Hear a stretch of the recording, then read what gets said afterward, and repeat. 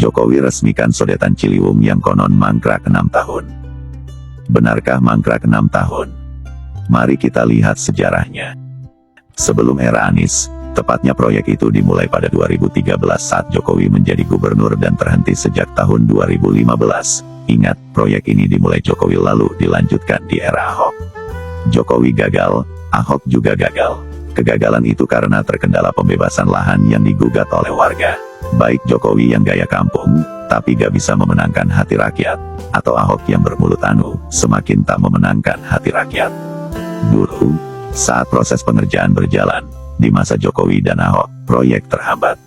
Warga Bidara Cina melayangkan gugatan. Proses pembebasan lahan jadi terkendala. Hakim bahkan memenangkan gugatan warga. Salah satu putusannya meminta para tergugat membayar ganti rugi tanah dan bangunan terdampak sodetan Kali Ciliwung. Gugatan kedua dilayangkan warga ke PT UN Jakarta kepada Pemprov DKI pada tanggal 15 Maret tahun 2016. Warga menggugat kebijakan pemerintah Provinsi DKI Jakarta soal perubahan lokasi sodetan Kali Ciliwung ke PT UN.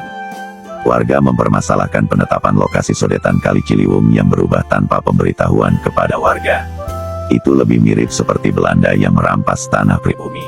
Intinya, baik Jokowi maupun Ahok gagal dalam pembebasan lahan.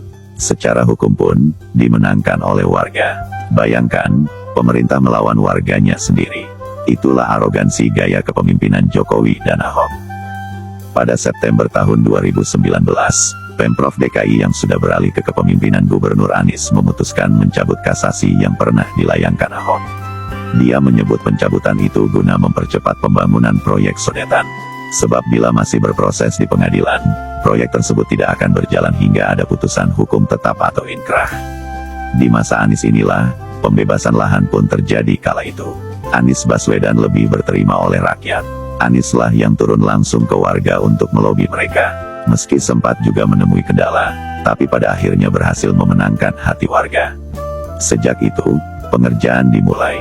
Sampai akhirnya pengerjaan mencapai 50-60% sebelum masa jabatan Anies berakhir.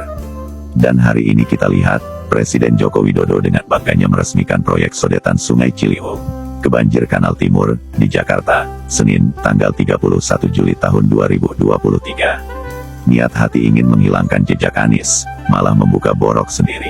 Sebab di era kepemimpinannya lah justru sodetan Ciliwung gagal dituntaskan. Ahok juga gagal, bahkan Ahok membuatnya terkatung-katung di PT UN karena kasasinya. Anieslah mencabut kasasi, lalu pengerjaan dimulai. Jadi benarkah mangkrak 6 tahun? Iya, mangkrak sejak 2013 di masa kepemimpinan Jokowi sampai 2016 kepemimpinan Ahok. 2019, Anieslah yang mengerjakannya.